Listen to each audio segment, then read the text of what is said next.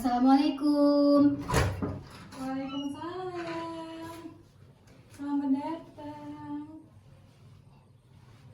Silahkan, Ya, kita bisa duduk. Ini tempat yang sesuai sudah ditentukan kita.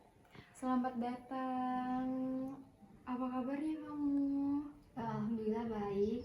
Oke, jadi di sini perkenalkan, sebelumnya saya Hawa Salsabila sebagai konselor yang akan menangani masalah kamu hari ini. Nah, jadi di sesi ini kita akan menceritakan semua masalah dan beban kamu. Dan untuk konseling ini kita menggunakan kerahasiaan. Jadi rahasia ini saya tidak akan memberitahu siapapun karena saya sudah sumpah konselor.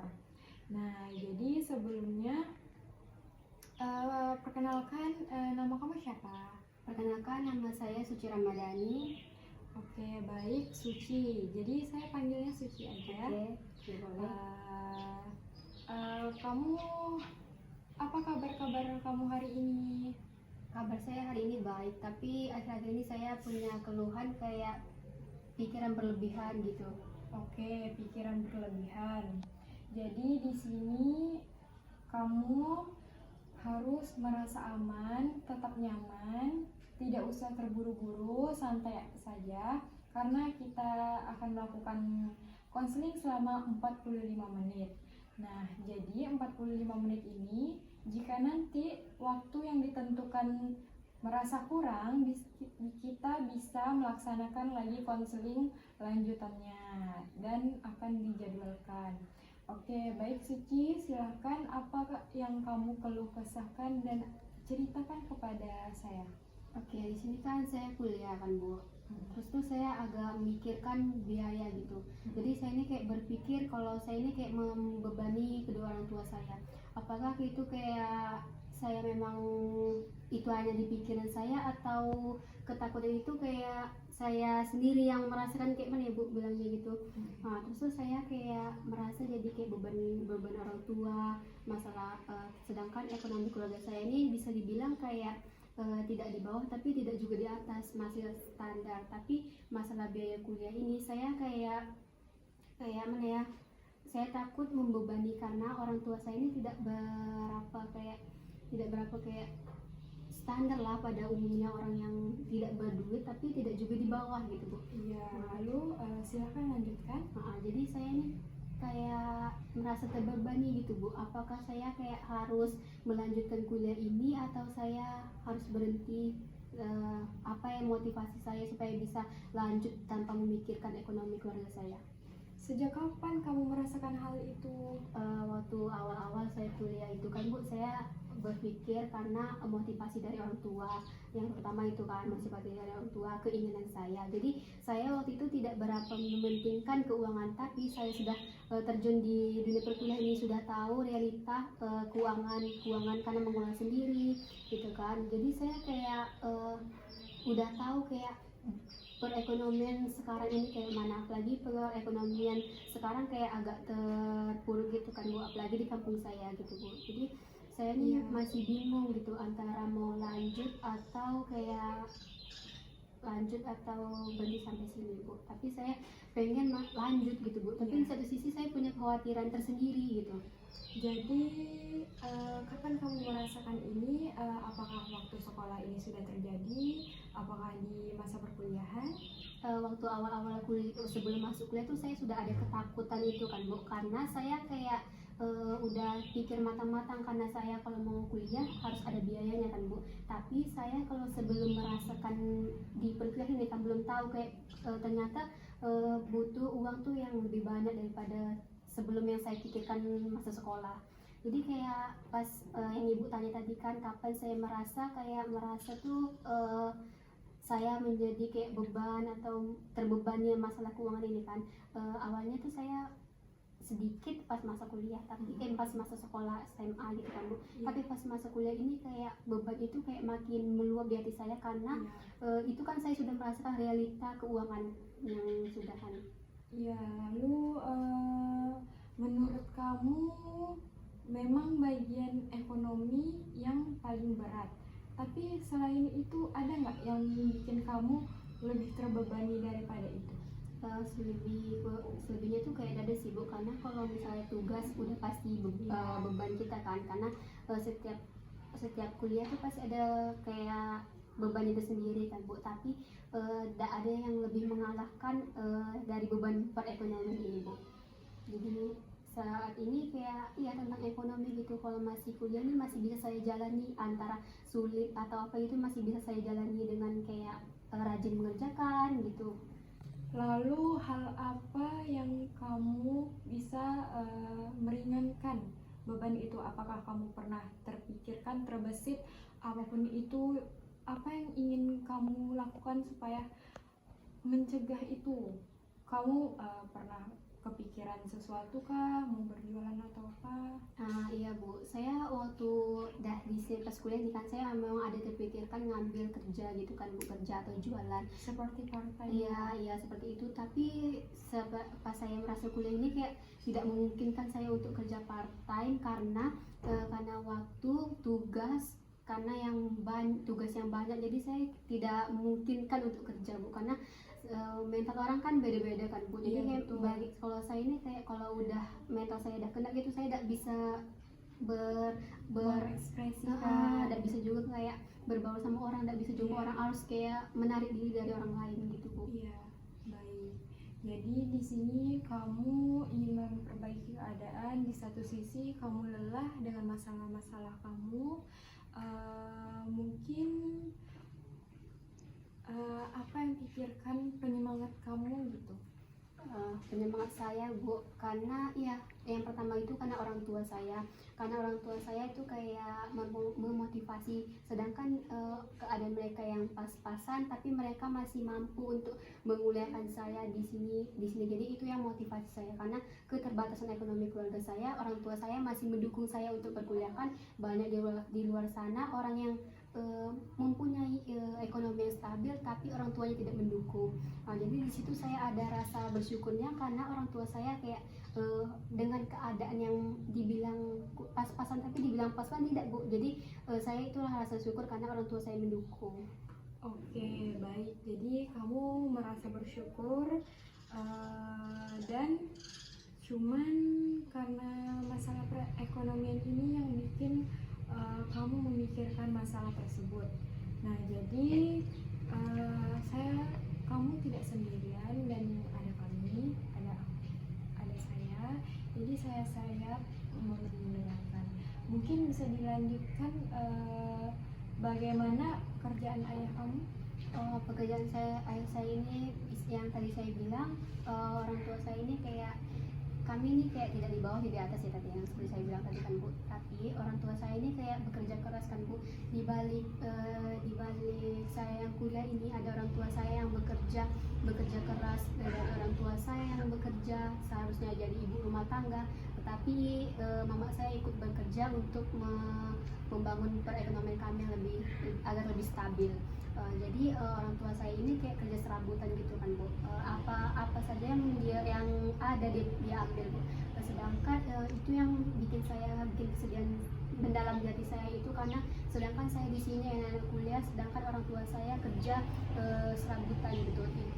Gajinya tidak dibilang kayak tidak netap, gajinya tidak netap gitu. Jadi itulah yang bikin hati saya kayak sedih gitu Bu. Dalam kondisi ini kamu sangat wajar kalau kamu merasa cemas, merasa takut, merasa lelah. Mungkin di dalam perekonomian kamu selain ayah dan ibu, apakah ada keluarga lain yang membantu? Seperti halnya saudara. Yang membantu itu seperti abang saya, tapi sebagai guru dan saudara. Sedangkan gaji yang didapatkan itu hanya cukup untuk dia saja. Tapi walaupun di luar itu udah cuman yang bekerja di keluarga saya, entah abang saya, mama saya dan abang saya. Itu saja bertiga.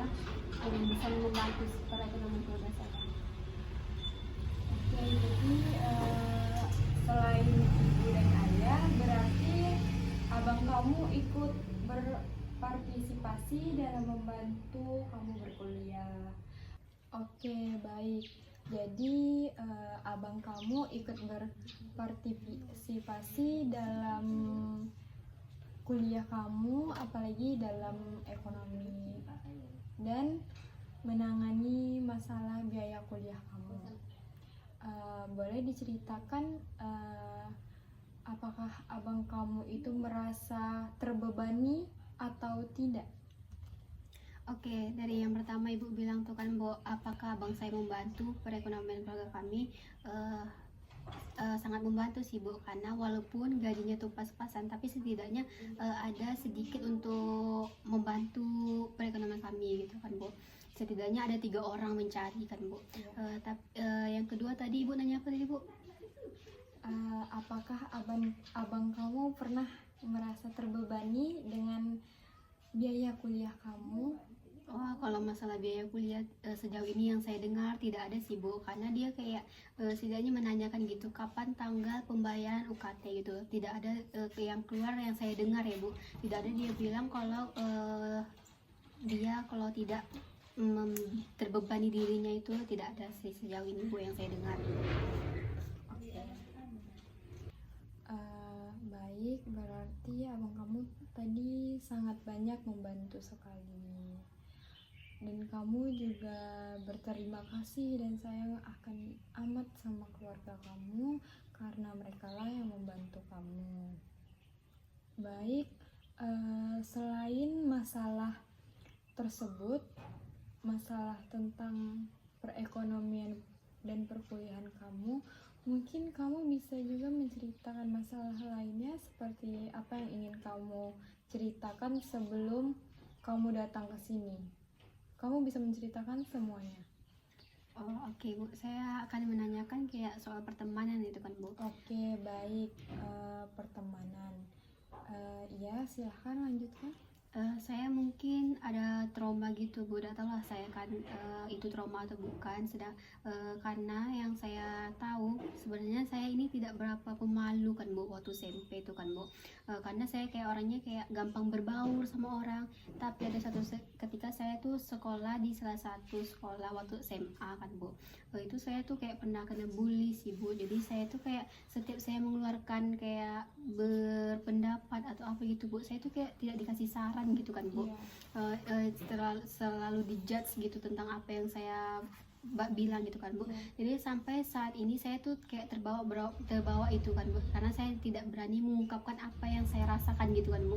Jadi saya lebih banyak memendam dengan apa saja. Terus apalagi kalau kawan saya ini kayak memberikan kayak apa ya, saya pilihan gitu, saya tidak bisa memilih, Bu, karena kayak di saat waktu SMA itu saya itu kayak Selalu dituntut. Ya selalu harus kayak dituntut apa yang mereka mau, apa yang mereka bilang gitu kan, Bu. Jadi saya pas SMA tuh kayak gitu merasa punya trauma gitu kan. Jadi saya pas SMA ini kayak saya banyak lebih diam daripada kayak menyuarakan apa yang isi hati saya. Jadi saya tuh pas sampai SMA ini, saya pas sampai di bangku perkuliahan ini, saya tuh kayak merasa ini kayak udah tidak bagus, kayak tidak saya itu harus butuh ke tempat di mana saya bisa bercerita, di mana saya tidak dijudge gitu kan, Bu, seperti itu. Jadi saya ke tempat Ibu. Jadi kamu merasa dijauhi teman-teman kamu dan kamu merasa sendirian? Ya, betul. Mungkin boleh diceritakan nama samaran, alasan masalah mereka yang bikin kamu kayak kenapa ya mereka kayak gini terhadap saya. Mungkin kamu ada nggak sesuatu yang bikin menurut kamu Oke, baik. Jadi kamu pernah nggak memikirkan terhadap mereka, apa sih yang bikin mereka jadi seperti itu terhadap kamu gitu? Oke, pas saya SMA itu kan Bu, saya itu tidak tahu salah saya apa. Jadi setiap saya ketika saya bersuara atau kayak memberikan pendapat itu kayak dicemoohkan gitu, kayak dipandang rendah, tidak diterima sarannya. Jadi semenjak itu saya tuh tidak tahu apa salah saya, karena masalah mengeluarkan pendapat aja sih Bu, kayak gitu. Seperti tidak diterima, seperti kayak tidak diambil sarannya gitu. Jadi Iya. setiap apa saya mau mengeluarkan pendapat itu saya lebih baik memendam daripada mengeluarkan pendapat itu sendiri. Iya, mungkin kamu boleh diceritakan seperti apa seperti apa perbedaan pendapat itu? Contohnya. Contohnya dari hal-hal yang sepele gitu Bu, apa yang kayak kita menyuarakan, apa yang keluar dari mulut saya itu Bu pasti selalu kayak diremehkan gitu kan. Misalnya kan kayak gini, ini kan dulu kan kelas tuh kan Bu, jadi kayak butuh kayak kekompakan kan, setidaknya kalau dia itu kan berarti butuh, kalau satu kelas tuh kan kayak butuh saran atau apa gitu kan, kekompakan lah minimalnya kan Bu. Tapi kalau antara lomba-lomba gitu kan, saya tuh kalau bersuara ini ikut lomba ini yuk ya, yuk we gitu kan, tapi ternyata mereka tuh tidak mengambilnya. Dia lebih lebih lebih kayak yang ini yang bagus, pokoknya yang berlawanan dari pendapat saya itu. Iya, baik. Jadi mungkin niat kamu baik, tapi mereka tidak merespon sedemikian rupa. Mereka merespon dengan tanggapan seperti itu. Jadi, tapi kamu masih berhubungan baik sama mereka? Eh, karena saya ini sudah jauh ya Bu, saya masih berhubungan baik, tapi saya lebih lebih banyak menghindar. Kalau ada mereka tuh saya lebih baik menghindar, karena kalau ada mereka tuh trauma saya sendiri kayak pasti ada rasa kayak benci, kayak jahat, karena mereka yang bikin saya menjadi sependiam sekarang kayak gitu Bu. Karena dulu saya punya orang yang ceria, gampang berbaur sama orang, tapi semenjak karena trauma itu yang mereka yang saya anggap dibuat dari mereka, jadi saya itu kayak benci sama mereka ya gitu Bu. Jadi tuh saya harus memaafkan atau merelakan atau menjauhi Bu, menurut pendapat Ibu. Menurut pendapat saya, orang seperti itu, jika kita tidak didengarkan dan diabaikan, dan kita sudah menyuarakannya dengan baik, tapi mereka tidak memberikan feedback yang baik, mungkin kamu tapi bisa menjauhi. Tetapi kalau kamu masih ingin akur dan berteman, mungkin kamu boleh bilang ke mereka, boleh dengar aku sebentar nggak? Ini loh pendapat aku gitu, kayak pandang aku gitu. Jadi menurut kamu ada nggak selepas dari konseling ini, coba kamu menyampaikan seperti itu. Kamu bilang sama mereka kayak, tolong dong lihat aku, ini loh yang aku sampaikan sama kalian, lihat juga suara aku, pemikiran aku. Mungkin kalau mereka tidak merespon itu dengan yang baik, atau yang kayak udahlah gitu, mungkin kamu bisa berteman dengan yang lain, karena hidup terus berjalan dan tidak terus bersama mereka. Kita kan bukan bergantung sama seseorang, kita kan bergantung sama diri sendiri. Tapi kalau mereka tidak mensupport kamu, mungkin kamu bisa kayak mencari seseorang yang mensupport kamu. Oke, baik, kita lanjutkan. Jadi di antara masalah pertemanan dan masalah keluarga kamu, antara dua itu di mana yang kamu tuh sampai stres memikirkannya, antara ekonomi, antara keluarga, atau masalah pertemanan? Kamu boleh ceritakan? Oke, kalau masalah kayak ekonomi itu yang paling berat sih Bu. Kalau masih masalah pertemanan kan, pertemanan kayak banyak gitu kan Bu, masih bisa kita cari yang lain atau yang gitu kan Bu.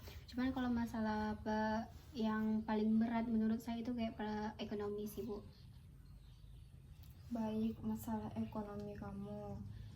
Jadi ekonomi kamu ini sangat berpengaruh sama pemikiran kamu.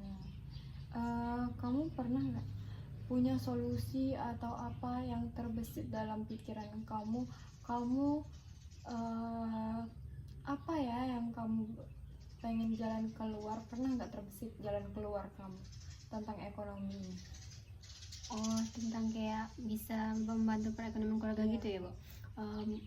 Ada sih Bu kayak membangun usaha gitu kan, tapi saya pikir-pikir lagi kalau membangun usaha itu Bu kayak membutuhkan modal kan. Terus tuh saya memikirkan lagi apa lagi 1000 cara gitu kan untuk saya bisa membantu perekonomian keluarga saya. Jadi saya kayak pengen kerja, tapi kerja itu kan saya kuliah kan Bu. Mau ngambil part time kan, saya kayak mental saya tidak kuat karena di tugas aja saya sudah kayak kewalahan, apalagi untuk bekerja dengan ngambil komitmen dengan orang lain gitu Bu.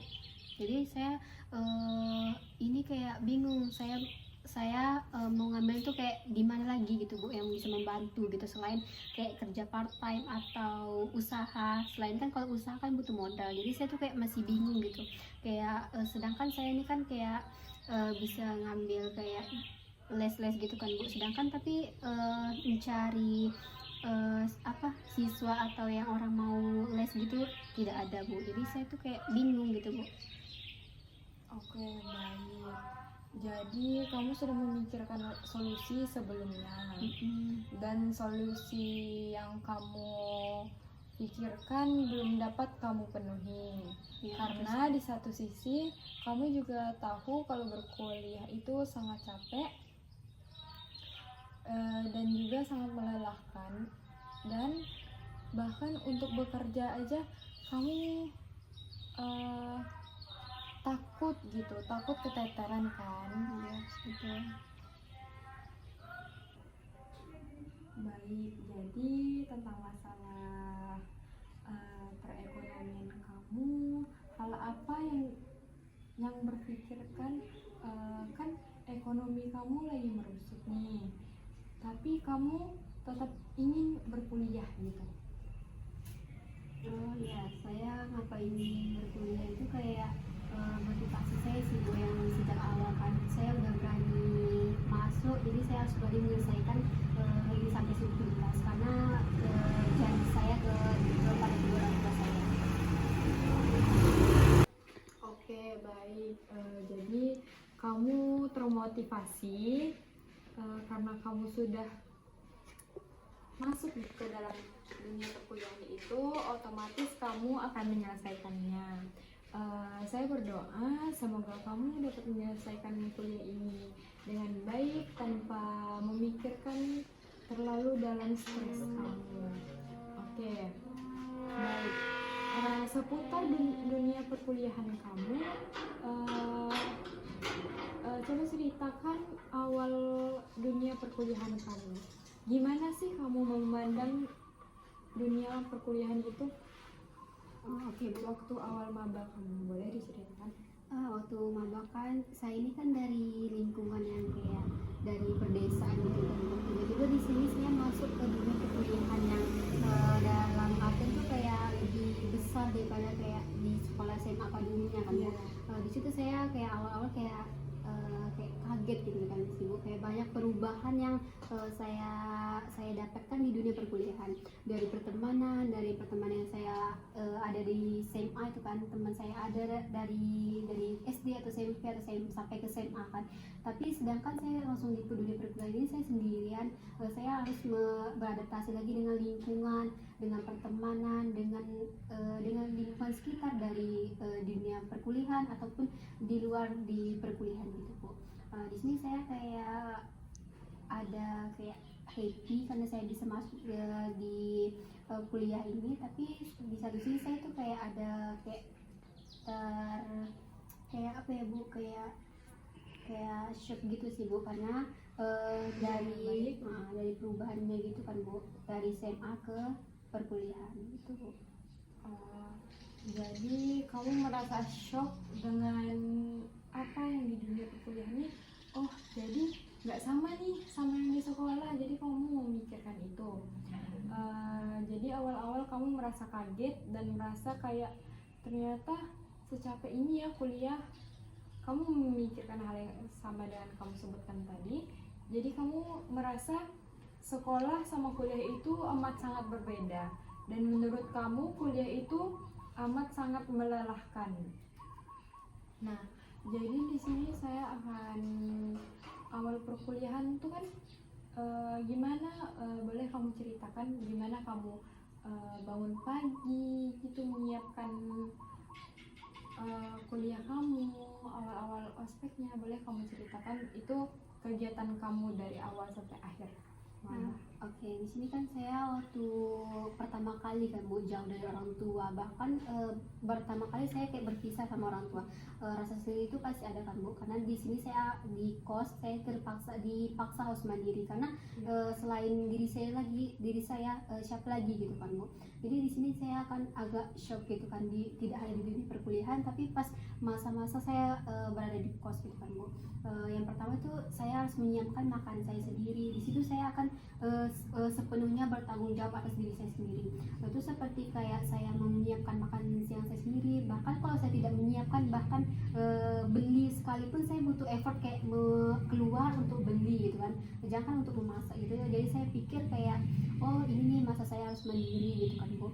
Jadi tidak hanya shock di dunia perkuliahan, tapi juga di masa-masa saya di kos. Tapi di situ saya ada merasa di situ ada kayak titik terendah saya dan titik kayak pencapaian bagi saya gitu Bu, karena saya awalnya kan tidak pernah semandiri ini. Itu sih Bu. Oke, baik. Jadi kamu merasakan awal-awal perkuliahan itu yang amat sangat sulit, apalagi kamu itu bisa dibilang orang seperti itu amat sangat introvert ya, lebih tertutup. Nah, jadi awal kamu menginjakkan kaki ke universitas itu, kamu bertemu sama siapa aja? Orang yang kamu bertemu, anggap istilahnya teman awal maba. Mungkin kamu bisa ceritakan di situ. Itu saya awal ketemu teman saya itu Bu, tidak hanya pas kan saya waktu awal itu kan ngambil almed kan waktu di universitas saya itu kayak ngambil almed dulu kan Bu. Di situ saya kenal teman saya, awalnya itu saya chat gitu kan Bu, nanti nih bareng-bareng ya ngambil almednya gitu kan Bu. Jadi dari situlah itu kawan-kawan dari maba saya kan, sampai sekarang saya suka sama dia gitu kan Bu. Jadi awalnya itu kami ngechat gitu kan, ngumpul di satu titik gitu kan. Jadi kami jumpa gitu kan, perkenalan. Ini awal pertama kali saya kayak jumpa dia, biasa kan chat di HP gitu aja kan Bu. Itu pertama kali gitu kan. Ternyata kayak orangnya asik gitu kan. Kami di situ dari ambil itu berempat sampai ke PPKIP itu kan, sampai pembagian kelas. Ternyata saya dibagi dua sama kawan empat saya ini kan Bu. Dari awal saya berempat, jadi kami berpisah gitu kan Bu. Yang dua itu kayak di kelas A, saya di kelas H gitu Bu. Jadi kayak dibagi gitu. Jadi saya masih berteman dengan empat ini, cuman kami beda kelas, cuman terbagi dua aja sih Bu gitu. Ya itu yang kawan saya dari maba sampai sekarang gitu. Boleh diceritakan sosok teman kamu seperti apa? Apakah dia sifatnya apakah baik terhadap kamu, atau mungkin di satu sisi ada sifat kamu yang tidak suka? Boleh kamu ceritakan? Saya di perkuliahan Bu. Ya. Yang pertama itu saya nih kayak banyak gitu kan teman saya. Di sini saya yang lebih dekat tuh sama 2 orang. Yang dekat biasa aja tuh ada 5 orang, ada yang kayak dekat biasa-biasa juga tuh ada 3 orang. Yang bertiga ini kawan saya berjalan tuh ke perkuliahan ini kan suka sama saya. Jadi juga dekat sih Bu, tapi saya lebih dekat sama yang 1 orang ini, yang pertama dari maba itu. Yang berlima ini kayak dekat juga, tapi kayak ini cuman sekedar untuk tugas-tugas aja sih Bu. Kayak kalau saya lebih ke susah itu saya lebih ngechat atau ngadu ke siapa itu kelebihan ke satu teman ini. Kalau yang kawan yang 5 ini cuma kayak kita untuk happy aja sih Bu, kayak karena yang tahu saya itu cuma teman saya dari maba itu Bu, karena dia tahu dari saya dari saya dari A sampai B sampai Z gitu tentang saya gitu. Oke, berarti teman kamu yang berlima ini cuman teman sekelas yang tentang nilai akademik, bukan teman yang curhat, tapi teman bermain dan teman akademik, teman pelajaran kamu. Mungkin boleh kamu sebutkan nama teman yang sedang kamu lihat ini. Kenapa kamu suka sifat dia yang baik yang bisa menolong kamu? Mungkin kamu boleh ceritakan kebaikan dia. Oke, nama dia tuh kayak namanya Desi kan Bu. Itu dia tuh kayak kenapa saya tuh curhat sama dia atau kayak lebih dekat sama dia tentang dia tahu tentang saya gitu kan Bu. Karena dia tuh kayak saya percaya gitu kan Bu. Karena dia tuh kayak bisa pendengar yang baik lah Bu bagi saya ya kan Bu. Terus tuh dia tuh kayak tidak ngejudge apa yang saya ceritakan gitu. Dia tidak kayak kayak dia tidak memandang buruk tentang apa yang saya ceritakan itu. Dia kayak menyemangati saya, beri motivasi. Dia tuh kayak pendengar yang baik lah, istilah zaman sekarang sih. Oke, baik. Oke, mungkin kamu bisa menceritakan teman yang kamu tidak sukai dan masalah terhadap mereka. Saya kan pernah dibully kan Bu semasa saya SD, SMP gitu kan Bu. Karena saya nih dibully sama yang namanya tuh Randy kan Bu. Itu kan tuh saya kayak badan saya kayak gemuk gitu kan Bu. Jadi saya sering dibully gitu kan. Sedangkan kayak saya kan tidak mau juga badan seperti itu, tapi teman saya ini kayak sering membully saya gitu tentang badan saya tadi Bu gitu. Jadi saya jadi saya benci sampai sekarang. Itu memotivasi saya. Oke, jadi Randy ini mengejek kamu dengan badan kamu seperti gemuk gitu, dan itu termotivasi kamu buat kurus.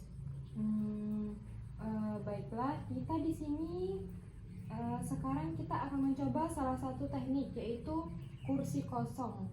Coba bayangkan bila Randy ada di depan di kursi ini, apa yang kamu sampaikan terhadap Randy? Oke, baik, kita menggunakan teknik kursi kosong. Di sini saya akan berdiri.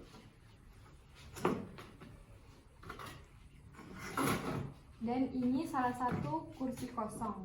Kamu akan membayangkan jika Randy ada di hadapan kamu, apa yang ingin kamu sampaikan terhadap dia gitu. Oke, jadi silakan kamu sampaikan apa yang selama ini ingin kamu katakan kepada dia, kepada Randy gitu. Randy, saya tidak ikhlas apa yang kamu bully tentang saya. Jadi saya kayak dunia akhirat saya tidak terima. Saya akan tuntut kamu di akhirat. Oke, baik, tenangkan pikiran kamu dan rilekskan pikiran kamu. Boleh kamu berbicara terhadap Randy lagi? Oke Randy, saya memaafkan perlahan-lahan ya Randy. Saya memaklumi pasti Anda membilangkan saya itu untuk memotivasi saya supaya saya agar dia gitu. Berkat perkataan Anda saya sekarang agak lumayan bisa diet gitu ya Randy. Saya sekarang berterima kasih kepada Anda. Oke, jadi kamu di sini sudah memaafkan Randy terhadap apa yang dia lakukan terhadap kamu kan? Nah, sekarang boleh kamu pindah duduk di sini. Oke, mungkin kamu bisa berpindah ke tempat duduk di sini. Dan kamu membayangkan jikalau kamu menjadi Randy, apa yang ingin Randy sampaikan terhadap kamu. Mungkin dia ingin meminta maaf juga kan sama kamu. Mungkin bisa kamu anggap ini diri kamu dan kamu adalah Randy. Oke Suci, saya minta maaf tentang apa yang perkataan yang saya buat terhadap kamu. Apa kiranya kamu itu sakit hati tentang perkataan saya? Sejujurnya saya itu waktu itu cuman kayak khilaf atas pelancang mulut saya saja. Saya minta maaf sedalam-dalamnya. Mohon kamu maafkan dan ikhlaskan apa yang sudah saya buat terhadap kamu. Oke, baiklah. Jadi di sini kita sudah melaksanakan teknik kursi kosong. Silakan duduk kembali ke tempat kamu.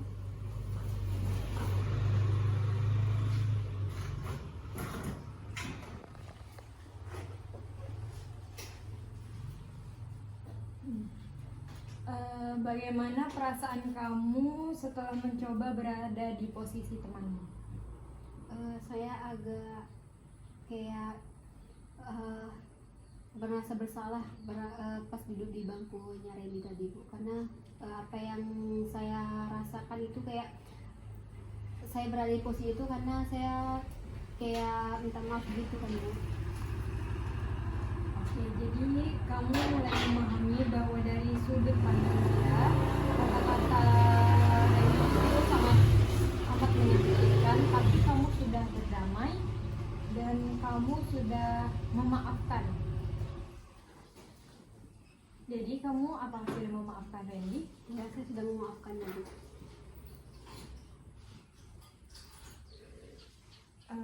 Dari latihan ini, apa yang ingin kamu lakukan ke depannya supaya sudah berani mengungkapkan perasaan dan berani untuk datang ke konselor?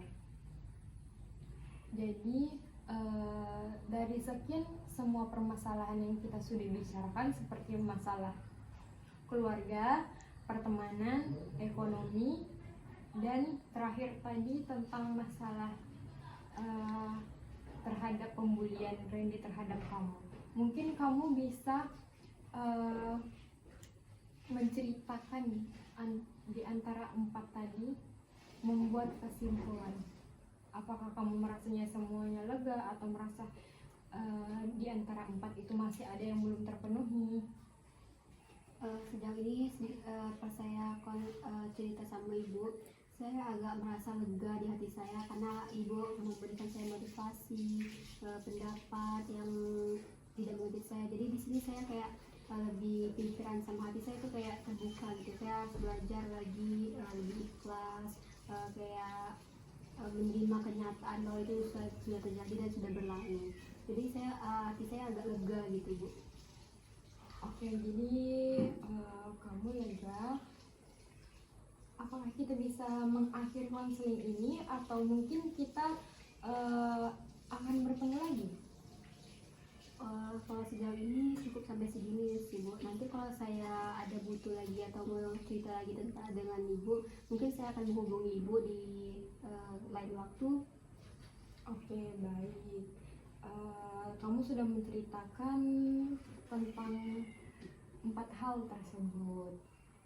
Saya berterima kasih karena kamu sudah ingin didampingi oleh saya dan ingin memberikan cerita kamu terhadap saya. Mungkin di antara masalah kamu tadi, kamu jangan berpikir kalau kamu itu sendirian, karena ada sentiasa orang yang membantu kamu dan mendengarkan cerita kamu. Dan misalkan kalau kamu tidak sempat menemui saya, mungkin kamu juga bisa menemui teman yang bisa menjadi pendengar kamu seperti bernama Daisy tadi. Mungkin dia bisa menemui kamu. Mungkin kita akhiri, waktu kita sudah 45 menit. Kita akhiri sampai di sini. Baik, bisa diakhiri? Bisa Bu.